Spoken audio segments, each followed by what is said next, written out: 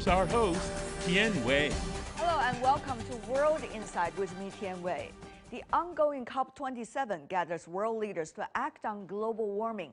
That means doubling down on the previous carbon commitments, firming up efforts to carry them out with shared but differentiated responsibilities. On that and many more, I talked to Professor Jeffrey Sachs, who teaches economics at Columbia University. He's also been running the Earth Center of that university. Jeffrey Sachs, thank you so much for joining us. It's my pleasure, always. COP27 ongoing, but the goals are hard to achieve with less commitment recently. The UN has recently said we're on track for 2.6 degrees Celsius warming by the end of the century, much higher than the 1.5 degrees Celsius limit that was set in the Paris Climate Agreement. We really have our work cut out for us. We have to accelerate the decarbonization of the world energy system, and we need a lot of global cooperation to make that happen. What we're seeing everywhere is terrible consequences of the climate change already. The drought in China, the drought in the United States, the drought in Europe, the flooding in Pakistan. It's worldwide, and it's going to get worse, and we need to accelerate the solutions. In some earlier interview with the media, Professor Sachs, you were trying to emphasize the most difficult part of our work today is that world leadership is not looking at solutions, but rather they are trying to create crises. So at this point, how much difference could COP27 make? Well, we have COP27 and then we have the G20 the next week. And the G20 brings together the leaders of the largest countries.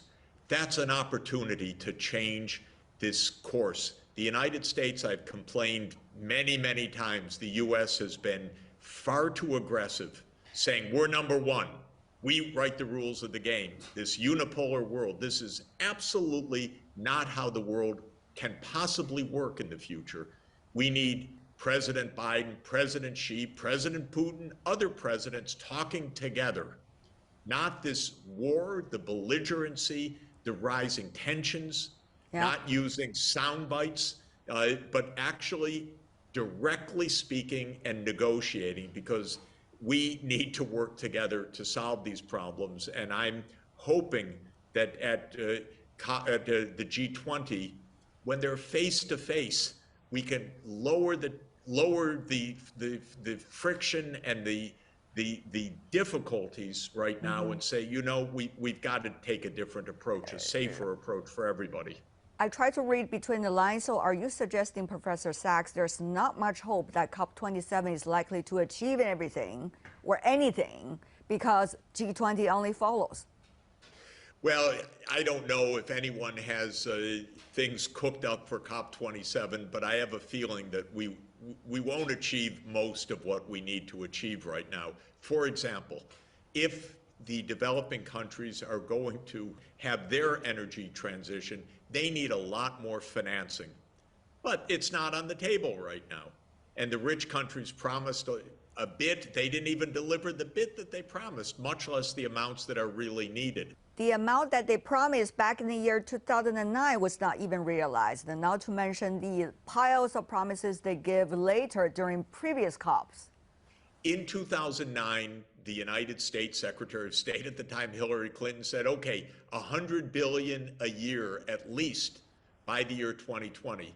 Now, by the year 2020, $100 billion, which sounds, it's okay, it's not a tiny amount, but it was 0.1% of world output. And they couldn't even come up with that, even though they promised 11 years earlier. Shame, really shame.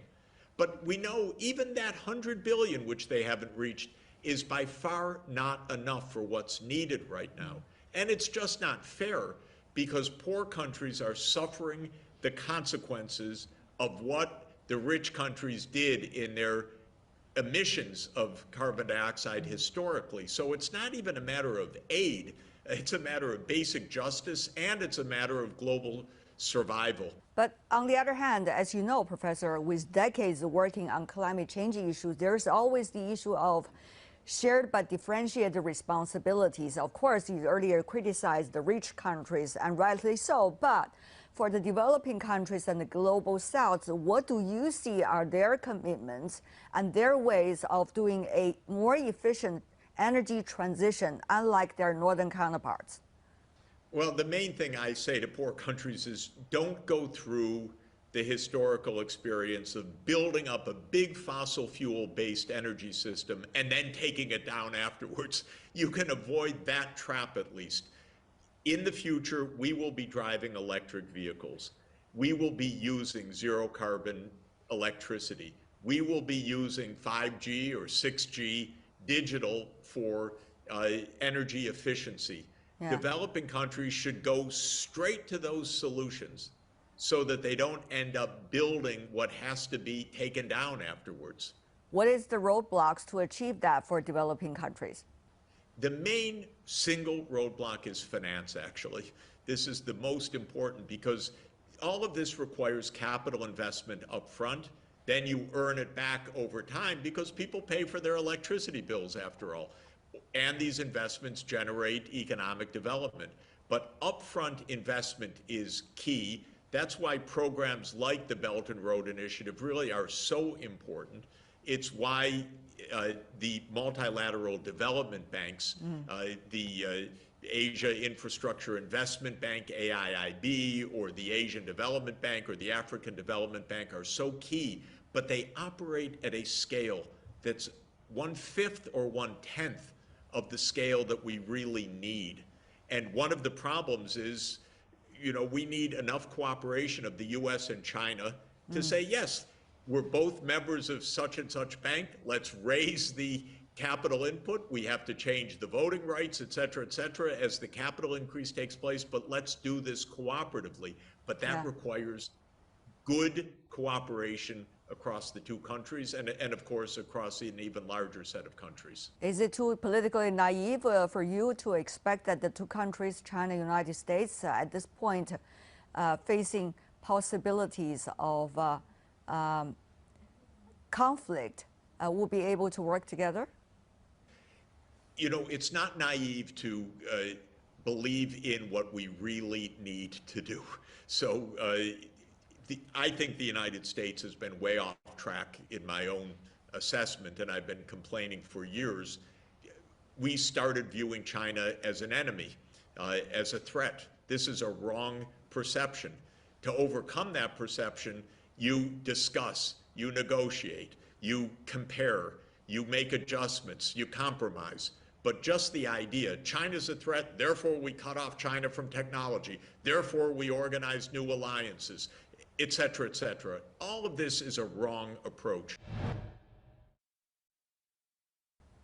Midterm election is going to be a very interesting moment for the United States. And do you think there is enough political will, if there is a lame duck president or otherwise, to do anything so-called positive for China-US?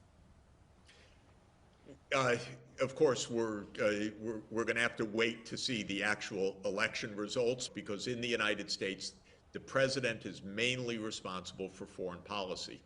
In my opinion, the U.S. foreign policy has not been effective, and I think it has contributed to the weakness of the president's own party, because it's contributed to inflation, it's contributed to stagnation, it's contributed to an economic crisis.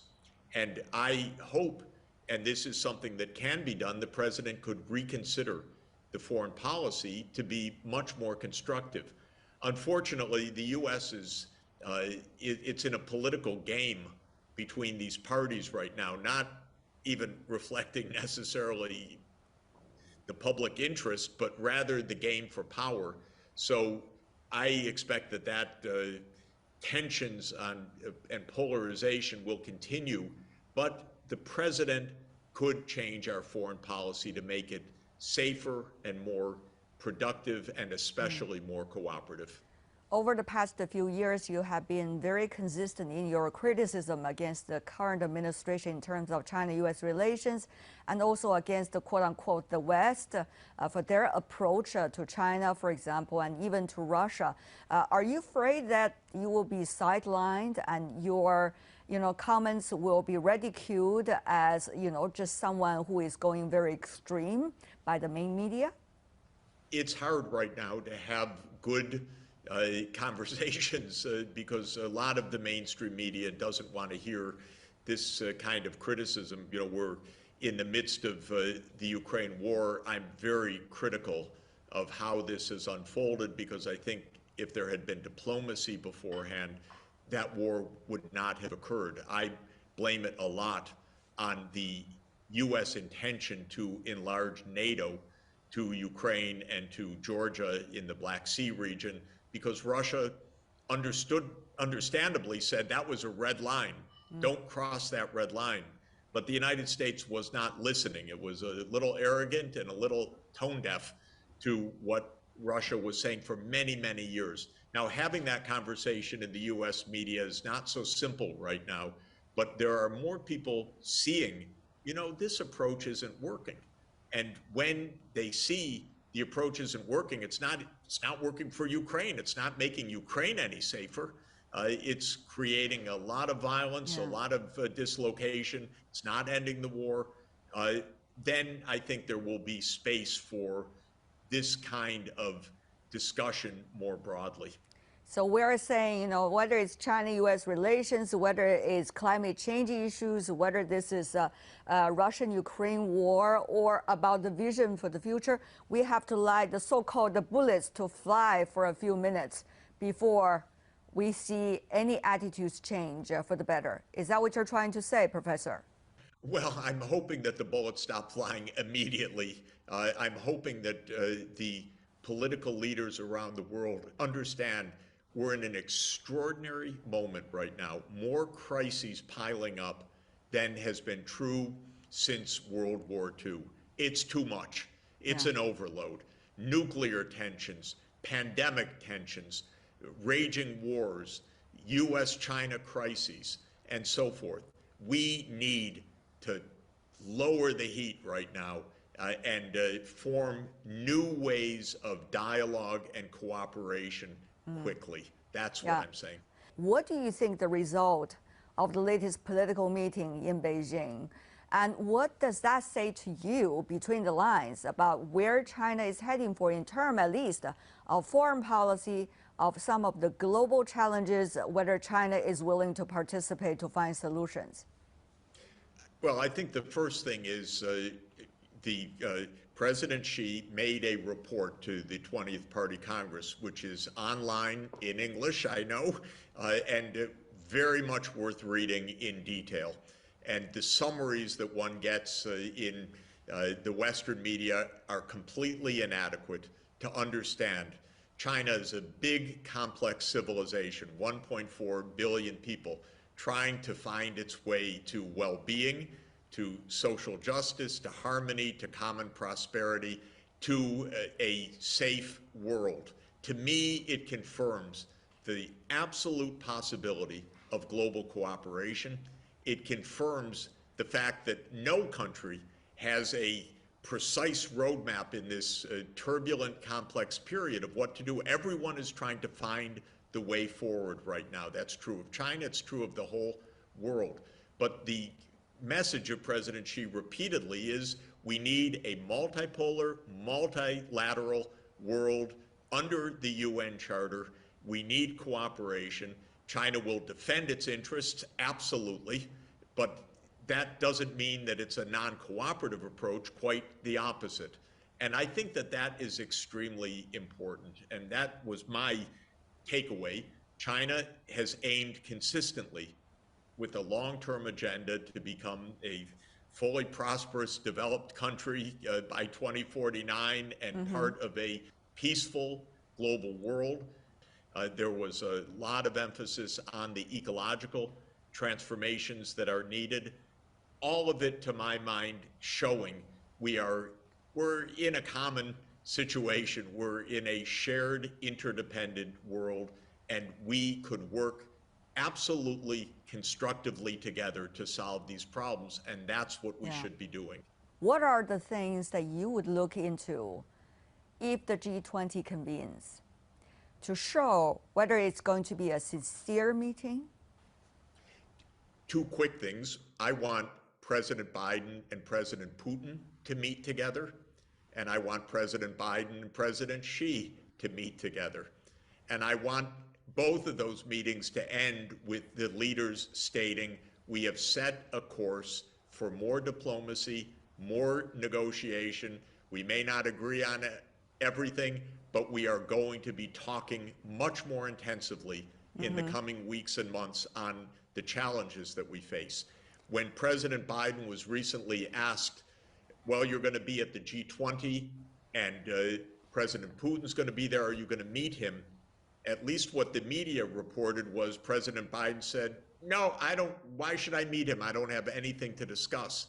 And I said, oh my God, are you serious? Of course you have something to discuss. That's your job. Please do it. And that's what I really hope comes out of the G20. Now, I would say one more thing. The developing countries need help, especially financial help. So when it comes to economics, what the G20 could do is signal a new approach to bolster the financing available to developing countries to achieve sustainable development. Jeffrey Sachs, as always, thank you. Great to be with you. Thanks so much.